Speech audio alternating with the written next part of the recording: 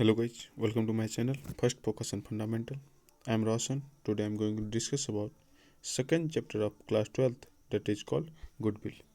Goodwill एक बहुत अच्छा चैप्टर है। अगर किसी कंपनी के पास जितना अच्छा गुडविल है, जितना ज़्यादा गुडविल है, वो कंपनी, वो फर्म, वो व्यवसाय, वो व्यापार उतना ही अच्छा माना जाएगा। आज हम डिस्कस करेंगे गुडविल का डिफिनेशन क्या होता है, उसका महत्व क्या है, यानी कि उसका इम्पोर्टेंस क्या है, कितने प्रकार के होते हैं, उसका नेचर क्या है, इसको हम निकालते क्यों हैं, और उसके बाद मेथड ऑफ कैलकुलेटिंग यानी कि वैल्यूएशन निकालने का विधि। अगला टॉपिक हम डिस्कस करेंगे इसका जो भी न्यूमेरिकल क्वेश्चन है अलग अलग मेथड से उसको। ठीक है, चलिए शुरू करते हैं डेफिनेशन ऑफ गुडविल से। सबसे पहले इसका परिभाषा। In any business the reputation, name, respects etc created by selling your good, services and products which increase your sales is called goodwill। यानी कि किसी भी व्यापार में अपने अच्छी सर्विस और प्रोडक्ट को बेच के बनाई हुई प्रतिष्ठा, नाम, रिस्पेक्ट इत्यादि जो आपकी सेल को बढ़ाता हो उसे ही गुडविल कहते हैं। यानी कि सबसे बड़ी बात की इज्जत को ही हम गुडविल कहते हैं। किसी भी व्यवसाय का जितना अच्छा रेपुटेशन होगा, जितना अच्छा इज्जत होगा, उतना अच्छा सेल कर पाएगा। अगर अच्छा सेल कर पा रहा है इसका मतलब उसका इज्जत अच्छा है, और उसी अच्छाई को हम गुडविल कहते हैं। चलिए अगला है कि इम्पोर्टेंस ऑफ गुडविल, ख्याति का महत्व। ख्याति गुडविल क्या है? एक मिरर है। Goodwill is the mirror that present true image to the business. यानी कि ख्याति वह दर्पण है जो व्यवसाय को सही और सच्चा चित्र प्रस्तुत करता है। इसके कॉन्टेक्स्ट में कुछ कहा गया है यूँ कि if capital is lost nothing is lost. यदि पूंजी खो गया है तो आप कुछ भी नहीं खोया है। If customer are lost something is lost. यदि ग्राहक खो जाते हैं तो कुछ खो जाते हैं। If goodwill is lost everything is lost. यदि ख्याति खो जाता है तो सब कुछ खो जाता है। यानी कि आप अगर पूंजी खो देते हैं तो आप कुछ नहीं खोए, लेकिन आप कुछ कस्टमर खो देते हैं तो आप ज़रूर कुछ खोए।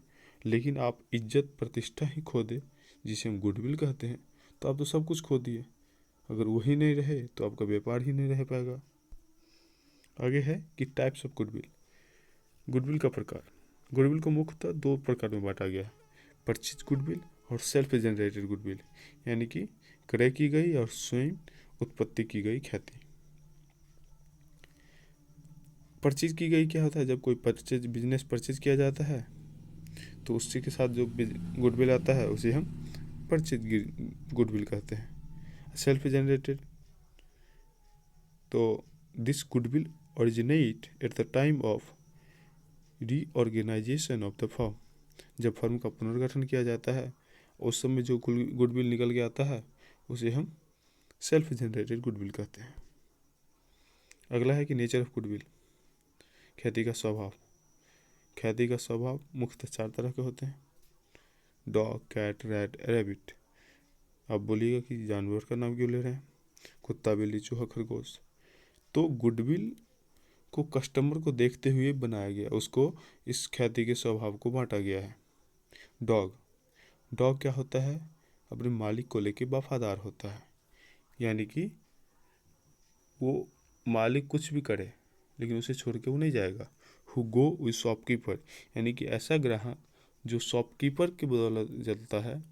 शॉपकीपर जहाँ जाए वहीं वो जाएगा, डजंट मैटर सामान सर्विस अच्छा मिल रहा है या नहीं, उसे हम डॉग यानी कि डॉग के स्वभाव का ख्याति कहते हैं।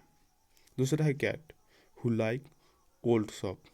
बिल्ली का स्वभाव क्या होता है? बिल्ली का स्वभाव होता है वो एक ना एक बार पुराना घर को जरूर जाता है। अगर आपको ना पता हो तो आज जान लीजिए। तो जो जिस ग्राहक का स्वभाव बिल्ली का तरह हो उसे हम बिल्ली के स्वभाव का ख्याति कहते हैं।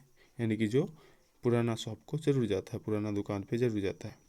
अगला है रैट, चूहा, who never stay to one shopkeeper. कुछ ग्राहक ऐसे भी होते हैं जो आज यहाँ लिए कल वहाँ परसों वहाँ। इस तरह के ग्राहकों का इज्जत साख नहीं होता है। यानी कि जो एक जगह नहीं हो। चूहा का भी एक ऐसा ही नेचर होता है, आज यहाँ कल वहाँ परसों वहाँ। अगला है रैबिट। रैबिट जो ज़्यादा दूर नहीं जाता है, who never go far away.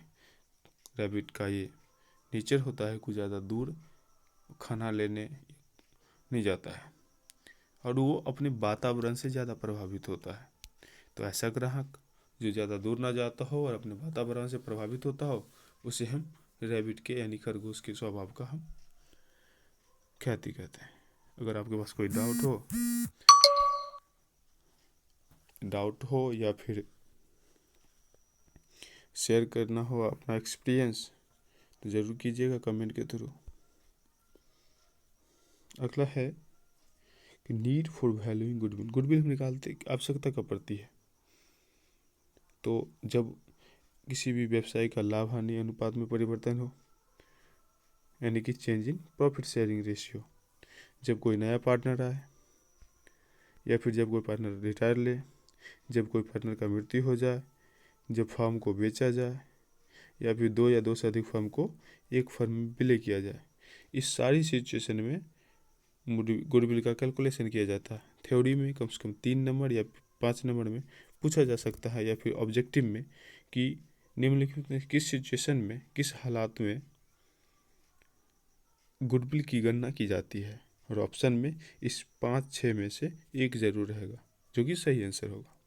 इसे याद कर लें ताकि 1 नंबर आप ज़रूर अपना फिक्स कर सकें। अगला है method of valuation of goodwill. Goodwill का वैल्यूएशन कैसे निकालते हैं? इसके मुख्यतः 3 तरीका है: average profit method, super profit method और कैपिटलाइजेशन मेथड। हम एक एक मेथड का उससे रिलेटेड जितना भी थोड़ा बहुत चेंज के साथ टॉपिक होगा, जैसे एवरेज प्रॉफिट मेथड में भी 2-3 अंदर इसके टॉपिक हैं, टॉपिक नहीं है बल्कि क्वेश्चन में बदलाव कर करके दिए जाते हैं, तरीके अलग अलग होते हैं गुडविल निकालने का। उसको हम निकाल के एक एक वीडियो में दिखाएंगे, यानी कि नेक्स्ट वीडियो होगा एवरेज प्रॉफिट पे, उसका अगला होगा सुपर प्रॉफिट पे और उसका अगला होगा कैपिटलाइजेशन मेथड पे, जो आप ज़रूर देखें ताकि आपका थ्योरी के साथ साथ न्यूमेरिकल भी क्लियर हो सके। तो ये रहा इन 20 वीडियो का। अगर आप ज़्यादा जानना चाहते हैं, ज़्यादा पढ़ना चाहते हैं, या फिर आपको कोई डाउट हो 12 में फर्स्ट चैप्टर से रिलेटेड या फिर गुडविल से रिलेटेड, तो आपको प्लेलिस्ट शो हो रहा होगा, उसे आप देख लें। उसके बाद चैनल का आइकॉन आ रहा होगा, उसे क्लिक करके सब्सक्राइब कर लें। Thanks for watching.